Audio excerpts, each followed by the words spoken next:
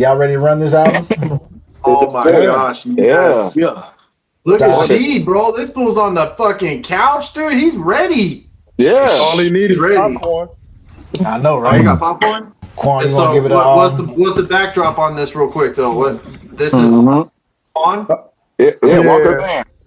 All right, so this is a project called Dashiki Season, and I went to Africa during the pandemic with my family, and I took like a little MIDI, my laptop, just the essentials, some speakers or whatever, and we were there for about total like 6 months. And while I was there, I was transitioning into like my production was starting to kind of elevate a little bit. So I was like, let me go ahead and start like just recording stuff. And I was just inspired to make it like Afrocentric, if you will, because I was on a journey for myself. That was like damn near 3 years ago. Like I've been back from Africa. And then I was having a conversation. I think it was when we were at Shab, when we was the last time at Q's house. At Q's house, I was telling him about it. And he was like, "Man, I'd love to hear it." And I'm the type of person I just can't just send tracks. I want you to experience it the way I imagined it. So one Friday or something like that, I just ran all the way through and put all the songs that I recorded in Africa into the project and actually completed it. And then it became this. Yeah, then it became this. So what's the title? Dashiki Season. Right, Dashiki Season. You did. Okay. Yeah. All right.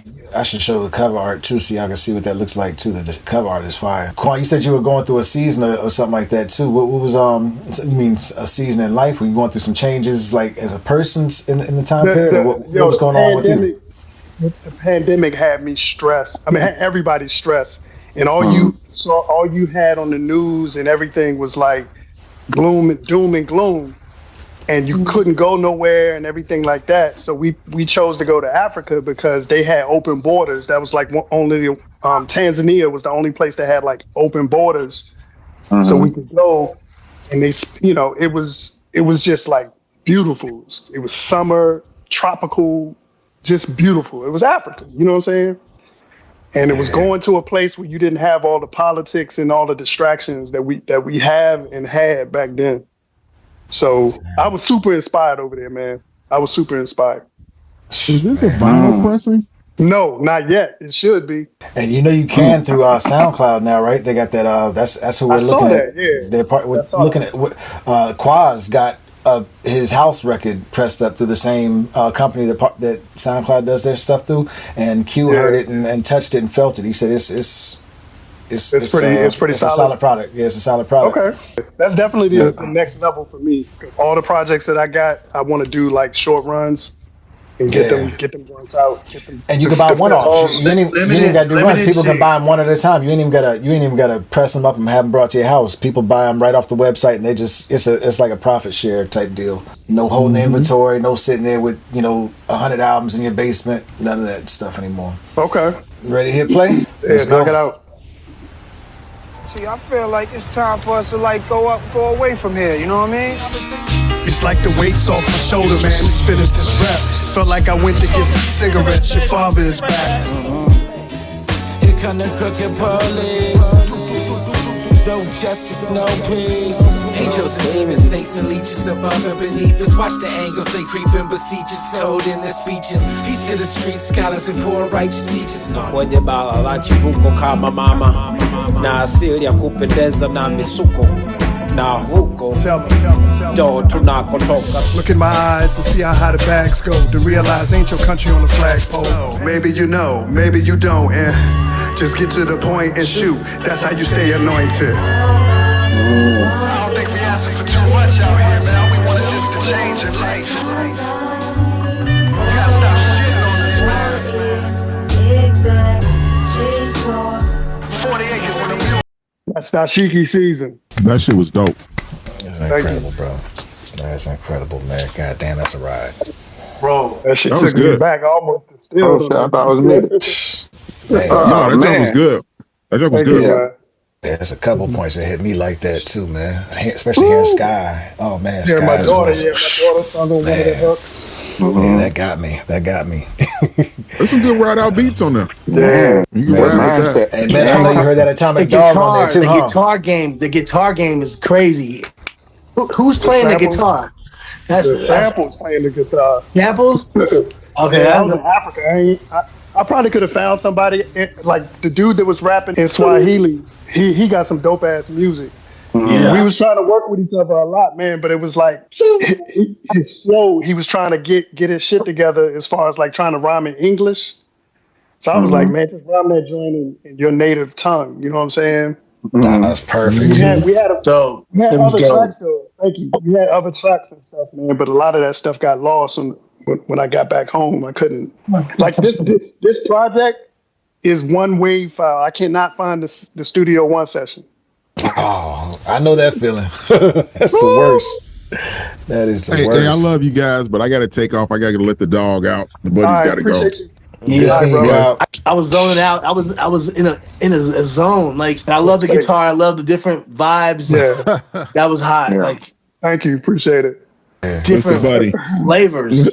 You took me back on some old school hip hop shit. Like just different vibes, different drum styles. That was crazy. Yeah. Appreciate that, man. That was dope, man. Meta, didn't you tour with George Clinton? They used to have some sort of connection with the. Well, just Digital Underground, but we did open for George Clinton twice with my group Black Rock City All Stars, and then I met George Clinton a few times on tour and did shows with him with Digital Underground, but. Yeah, I heard that Atomic Dog. Was it Atomic Dog? Yeah. When I heard it, I looked at you and I saw you nodding extra hard. I was like, "Oh, he had a moment." No, it was good, man. Like I love your guitar licks, like or your flavor. Maybe that's not necessarily the African vibe, but I like your I like the guitar licks you pick. It reminds me of like Penthouse Players Click and like I don't know, like just like I love that, you know, Second to None and I Ghetto Boy. I love them guitar like it's funky and they're ghostly. Oh, it's so dope. I'm sitting there because I got this baby over here jumping on me, but I was really listening and just vibe. I just didn't want to like interrupt the vibe, but I was like, this is some real vibe out type shit. Like, it's a ride. It is. Messages in there. Yeah, I try to make it an experience. Like if you commuting to work, you doing the dishes, doing the laundry, doing stuff. I want you to be able to vibe off the music. Maybe you're not having a chance to listen to the words, but you can just vibe out. It's a zone. It's nothing that's going to jump out and stab you in the eye and be all crazy.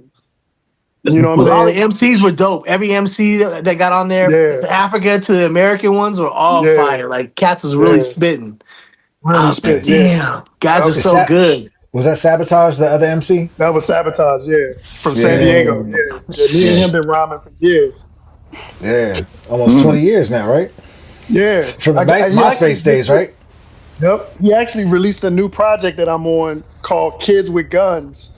Ooh. And he's sending me the tape, but I did a jam with him. I did a song with him, boy. That thing is crazy. I definitely preview it. Yeah, I preview it for the for the squad. Yeah, this is even better than the first time I heard it, man. The production, my dude, like oh my god. The arrangement too. The opening track, like you know what I mean? Like the intro pulls you in, but the opening track, man, like I'm gonna tell you, Bobby, that song right there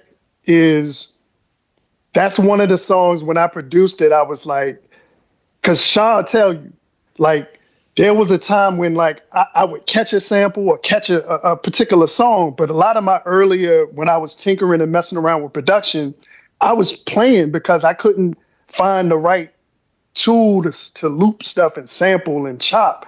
So I would be playing melodies and stuff, and it was good stuff, but it just wasn't totally representative of what my mind wanted to do. So when I started getting really locked in, that song right there was pretty much like the first song I recorded when I was in Africa. Right? That joint. And then I sent it off, and Sabotage, he did his thing in there and sent it back, and I was like, oh, this is golden. Right? It is the instrumental joints. Yeah, the instrumental joints is kind of like, those are newer, because I was like, all right, I got 4 or 5 songs. I wanted to just kind of space it out a little bit and give a little bit of an intermission. And I already had some like African like themed stuff, because if I wasn't going to release Dashiki Season the way I did just with the vocals, I was just going to do an instrumental version of it and just do, beats and stuff that got like the same vibe or whatever. So okay. Again, bro, Q, so we was at the house and he asked me about it. And again, if you would have asked me, hey man, like a buddy of ours, King C, he's a producer. He's a phenomenal producer. He produced the beat on the Swarm, on the Strength. He got all these beats, but he don't put them together and put them out as instrumentals. So I said, man, drop a hard drive full of instrumentals. And I went through all his beats and I took the ones that I felt like this is something that I could, and I put it all together, and I made an instrumental joint called King of the Hill with all his beats. Because until you hear your stuff in a project format, it kind of changes everything. It changes everything. Yeah. And that's always been one of your talents. Like when we first met, we met in high school, and I remember trading tapes. Like we would make tapes, and then we would trade the tape and record each other's tapes. And I remember one you gave me to this day that still sticks in my head just because of the name. He gave me a joint called Pancake Mix.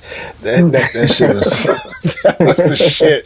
That shit. I still see the tape. I see the handwriting on it and everything. Like Kwan's arrangements and his selections when it came to mixing other people's music or his own, always been just something unique, and it's really special to hear it go from where it was back then to you completing a full project of your own music, doing that, man. Like that's part of where the getting almost to a tear for me was like, yo, I've seen you from day one all the way to this, and I know like what you wanted to do production wise, and to hear you actually accomplish it, man. Not even just on this one, because you've been sharing a few projects with me, but this one, it's got a little extra seasoning on it, man. It does. Yeah, it's definitely special. Yeah, it's really, really good, Kwan. Yeah, that's what I was gonna say. The special part of the content, like to take, like like coming to America, it's kind of like going to Africa. Yeah, well played. That's a really good way to look at it. Hey, look, that's how I took it. Y'all are welcome for me getting him to get that shit out there. So took you long enough to say that shit. That joint would have been on my hard drive, I promise you, because I have so many. I'm always multitasking between different projects, and the moment we said it, it was like, because I got like kind of like OCD, where it's like if you point me and focus me on something, then I can like lock in on it. And when he said, "Man, I was telling him about it. I think I may have played like 2 songs while we were at his crib." And he was like, "Yeah, I'd like to hear that project." So it was like a challenge, because then I had to like, I had to put it together. So I always had the intro, like the Nas joint. I always had the different little songs, and there was a couple songs that didn't make the cut because it didn't really fall into the theme. But I recorded a rack of music when I was in Africa and made a lot of beats there too. Oh, so okay.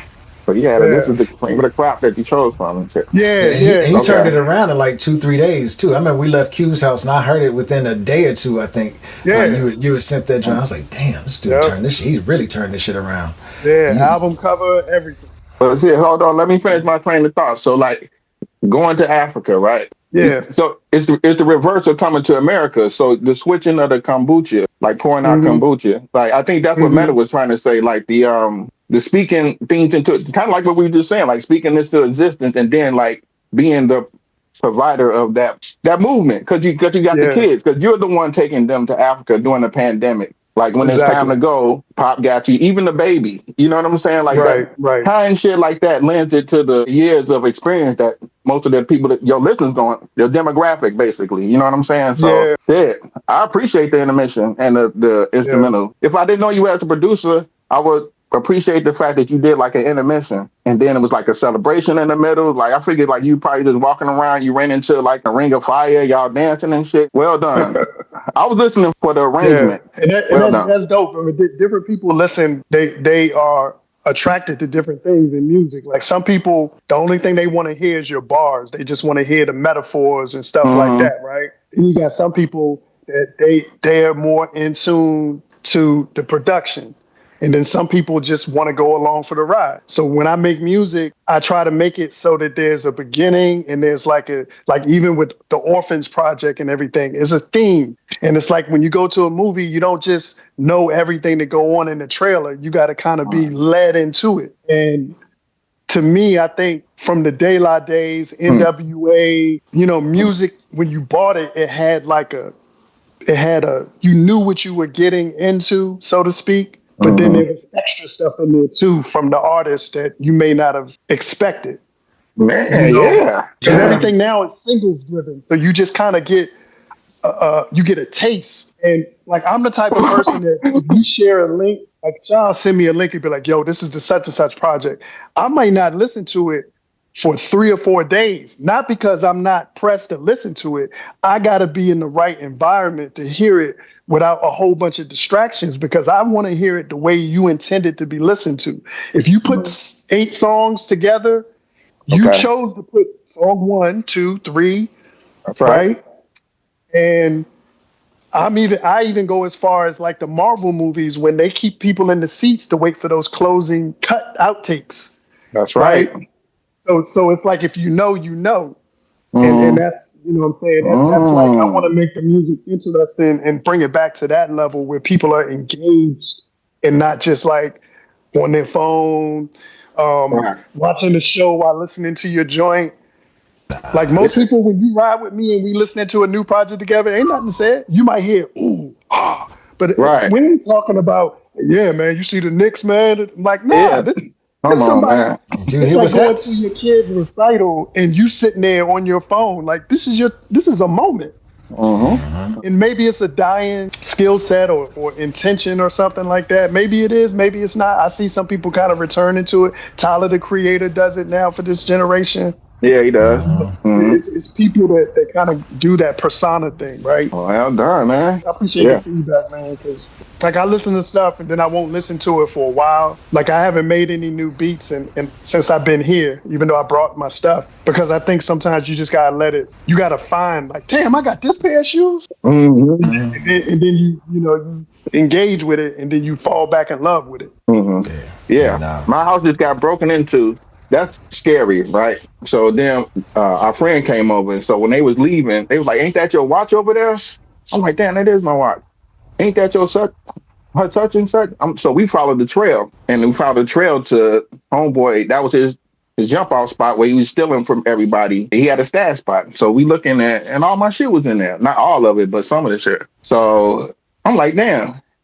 He stole shit that I didn't even know I had. I'm like, why is he taking, like this ashtray from, you know what I'm saying? Why is he taking the space heater? He took shoes, he took all my shoes, he took all my jackets and shit. Took the champagne from my wedding. I forgot we had the champagne, but I recognized it. I'm like, damn, that was at the back of the fridge. But my point is, you don't know what is going on. Even when somebody steal it from you, like this is what you're saying, like rediscovering things that you never knew you had, like, and putting it into action. So good for Q he's great for that, for inspiring a roadmap. So to speak, you know what I'm saying? Because he has these ears and shit. So kudos to you, man, because that shit, you know what I'm saying? Like when you're doing the dishes, you can put this on and like visit Africa. Like once again, it's still relevant at the end of Snowfall, where the homeboy ended up in Africa. Like, man, you got to come to Africa. It was life changing, bro. It was life changing. I mean, just to be able to articulate it. 6 months? That's how you do it. You talking about during a pandemic, and you talking about taking your whole family. Like at the time, I think Phoenix was 7.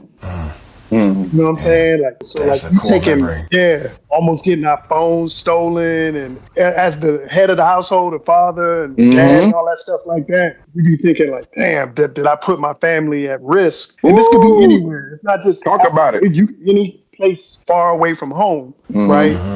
Think about that. And it turned out to be the opposite, because they wasn't on their phones, right? They could be, but they wasn't on their phones. They found other things to do. They wasn't worrying about all of the nonsensical things that they worry about now. And that even goes for me. You know what I'm saying? I was, you know me, I'm a walker. I like walking. Like I'm not a jogger or runner or nothing, but I walk mad far. I was in Africa walking through little towns and shit. I'm talking walking, bro. Like 20 miles, 15 miles, all this shit, right? Yeah. And in hindsight, I'm like, I was crazy. I'm 6'3". I look straight American. Like somebody could have just took advantage. Yeah. But man, it wasn't to energy be. over there wasn't. Man, get about 2,500 for you, man, real quick. Yeah. Man, they got an NBA player. Man, hold on, man. But the energy wasn't that though. You know what I'm saying? Like the universe was looking out for me. Yeah, I was at home. Yeah, man, you where you were supposed to be, man. Yeah, that's right. The album is proof, man. That's the ultimate souvenir to come back with. I'll tell you that. Man, you know when I used to travel, I wouldn't go to another city without making at least a beat there in the past, man. It ain't like that anymore, man. But like making a whole album is crazy. Like I think I got one beat for my trip to Africa. You got a whole project. That's I'm gonna tell you. I take my equipment everywhere I go, but I used to take full equipment like MIDI. This. Like now, I can do it on the keys and I can do certain things, but I just started getting to the point where I was like, I'm not trying to get got, and then all my shit is gone. I backed up my hard drive before I came here. Good move. You know what I'm saying? And I was like, if something happened, it go through the metal detector or whatever and get erased or whatever, I'm gonna be sick because that's all my stuff. You know, being on a beach somewhere, man, with your laptop and doing that, you know what I'm saying? That's the life. Right. Going to an Airbnb, I've done that. I know you've done that mad times. Go to an Airbnb, somewhere in the woods, had a fire going, you know, a little campfire. Man, remember Colombia? Being up on the rooftop in Colombia? Oh man, that shit's so dope. The beats I made up there are some of my favorites ever. I got some footage from it, but nothing like we film now. I ain't want to interrupt, man. I just got back to the room. I gotta get up early tomorrow. But the project is dope, man. Appreciate it, man. Yeah, I'm sorry I had to drop a couple times in the car. My signal was dropping, man. But what I heard was real dope, man. Appreciate it, man. It's out there. It's on YouTube. I shared it before, so it'll be on the Beggars Bandcamp next week. I'll put it up on the Beggars Bandcamp. Like the whole thing is, it's one GRYSKLL song a month and one Beggars song a month. This is, instead of a song, it's gonna be this whole project for the Beggars this month. Yeah. Ooh. Yeah, man. All right. So, all right, man. But y'all be safe, man. All right, yes, sir. All right, thank you, Steve. I don't know why I'm thanking him, but thank you, Steve. He does so much good across the border. You know what I'm saying? He give me Dashiki energy. Like he's always like family man, busy. I'm going to this. I'm doing that. I'm traveling here. I call him the ambassador because he maintains relationships in all countries, all cities, all townships. He got solid relationships everywhere. He's just a dope dude, man. He's an incredible friend, man. I call him Bruce Wayne. You know what I'm saying? Bruce Wayne. Bruce Wayne. Tuxedo with the boomerang. He just sold the Porsche, so Bruce Wayne is about right. Oh, that's dope. Blackmobile. Right. Man, this been when I met Sheet, I was like, I can do this rap shit, man. And like you more not saying that, but lending to what you were saying, because he made a trip. I tell this story all the time because he made it a trip to come to Chicago and film with Tobias a video and go to the school. And I kept asking him, I was like, man, you just can't. I just met him. I'm like, you just came here to do that, and you brought your wife. We went to dinner and all that other stuff. He's like, yeah, man, shit, why not? You know what I'm saying? Even to record it, I'm like, oh. You know the funny thing? We used to do that 20 years ago. It was normal. Wow. Right. Now it's odd. Your phone ring now. You be like, why are you fucking calling me? Calling me? You supposed to text me. Calling? It's crazy, man. My phone don't even ring now. I got it on D&D and silence, so you can call me. I won't even know. Or you ain't show up at your house without texting first. Oh, no, man. They just show up. Yeah, they ain't even text you. Like, you hear a knock. What? Like, you used to run to the door. You hear a knock. Like, oh, shit, somebody here. Somebody here. Now you hear a knock. You look at your phone, don't see no text. You're like, who the fuck is that? Who is that? And I don't even get up to go find out. Man. This one calling for shit. He must need some money. You know what I'm saying? You answer the question, you look at the phone, you're like, this on a Friday too. He's like, just, hey, call me. Right. But you're right though. You're definitely right. You're definitely right, man. Hey, to drive all the way down to Atlanta just to maybe get on stage. Right. See, right. Oh, we know. See, I don't know that life. I didn't know that at all. Shit, you knew that life. Shit. The night before my mother's wedding, I drove Q, Ramon, and Quicey down to Atlanta and back up to Maryland for my mother's wedding, man. Man, the 90s was it, man. So that was my first trip to Atlanta. It was a 24-hour trip. They were moving down there. They were going down there to live. That's crazy. I don't know what the fuck was going through my head, man. It's my first time having a rental car. Wasn't even in my name. None of that shit. I almost wrecked the joint on the way back, falling asleep on the road. Like, that was an adventure, man. Yeah, that the 90s was wild, man. The 90s was crazy, bro. Yeah, it was beautiful, though, man. I wouldn't trade it for the world, man. Yeah, exactly. This guy just recently got hired at work. It's an office, and he's coming up on 47 and shit. He knew, you know what I'm saying? But he always talk about, man, if I would have did this a long time ago, if I would just did this and not went to Hawaii and surfing, New Orleans, blah, blah, blah, blah, I would have been $1 million. I said, man, you been to fucking Hawaii surfing, lived in New Orleans, and you back in Chicago. Stop complaining. Your experience, you rich in experience. You know what I'm saying? Like, who has been there and done that? Like, lived through these places. So, you gotta lend yourself to those experiences.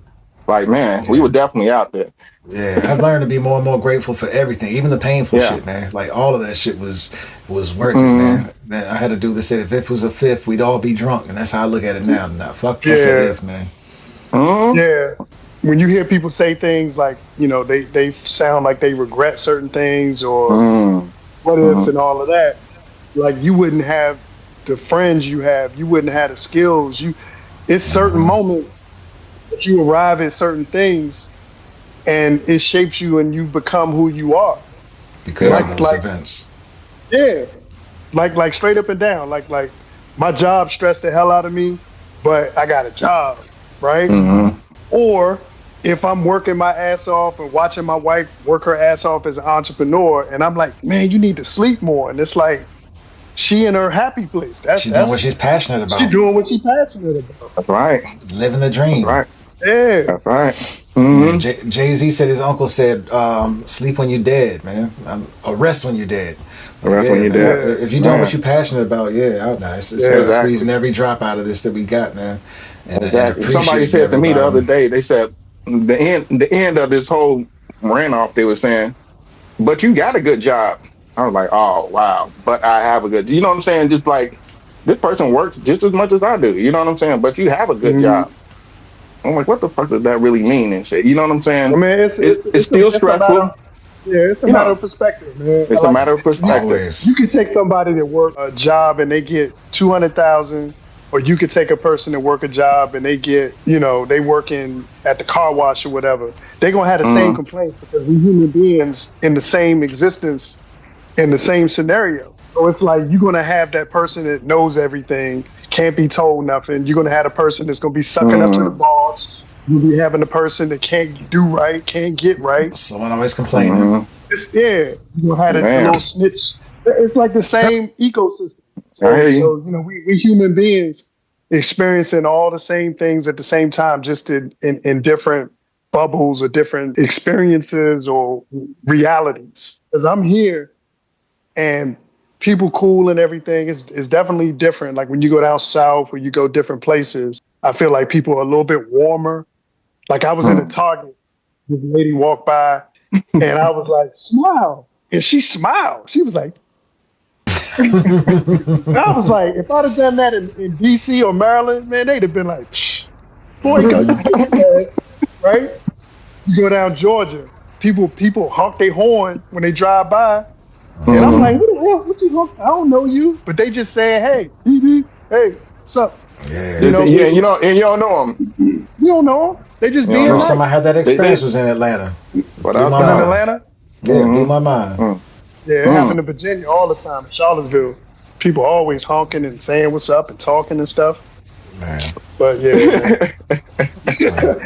Atlanta's weird, world, man. Atlanta be weird. When I was down in Atlanta, like the first time I didn't stare somebody back, they got offended. Like, here, you stare at them off, they like, fuck you looking at? Down there, it's like, wait, the fuck is up? Like, why ain't you looking back? Why ain't you looking right? Right. I'm trying to communicate, bro. Right. The stark differences. Yeah. Been beautiful, man. I appreciate you coming on, Kwan, and hanging out with us, man. Especially on your birthday, man. You ain't have to do that. So it's really special, man, to catch you on your birthday. I appreciate it. I didn't spend a birthday with you in a long time, bro. So happy birthday, man. I appreciate it. Happy birthday, bro. Happy birthday, man. My first birthday with you. So you 1 year old. And you brought us a gift. Right. I still father says that on everybody's birthday. It says it's your birthday, but you're our gift. About to go round. about to go have breakfast with him tomorrow morning, man. There you go. I got to deliver his line. He's gonna be happy as hell to hear that.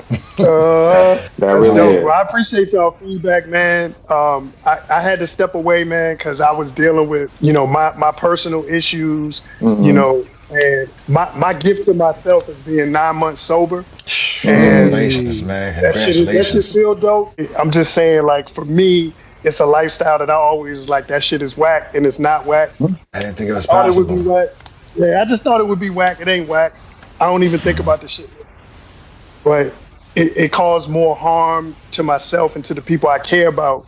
And the fact that on my born day, because that's used to be how I used to bring it in. New Year's on my born day, I was being crazy. And now it's like, playing music, making music, being with my family, being present, being accountable, and being useful. I said it I said it in the song. I'm being useful. Like I'm just trying to do that, man. Because every time I look at the news, man, there's somebody in our age demographic passing away, and you can't control whenever your number gonna get punched. But I'm here experiencing my born day with brothers that are positive, giving me good feedback, giving me good energy, so I can go out in the world and be great. You know what I'm saying? So I appreciate that. Yeah, like that's beautiful, man. 9 months too. That's a big deal, bro. Yeah, I just passed month 3, so I didn't think it was possible. But keep going. That's crazy. That's right. Keep going. Yeah, no lie. Good seeing y'all, man. And I'll holler at y'all later on, man. I'm about to take it down myself. I gotta get up early in the morning too, man. But this has been special. Good, fellas. Yes, indeed. Great session. Hey, Congratulations to you, Bobby. I'm gonna hit you up, Bobby. I'm gonna hit you up. You need to drop your number. I dropped my number. You need to drop your number because you playing around, man. Oh, okay. You be like that, Let's do it. All right, fellas. All right, y'all. Peace, y'all. All right. All right. Peace.